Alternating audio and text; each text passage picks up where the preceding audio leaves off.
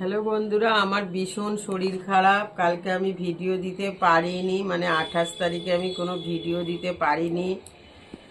আমি ইউটিউব ইনস্টাগ্রামের কাজ করতে পারিনি, কারণ আমার প্রচণ্ড শরীর খারাপ হয়েছিল, বমি, পেটের যন্ত্রণা, তার মধ্যে জ্বর।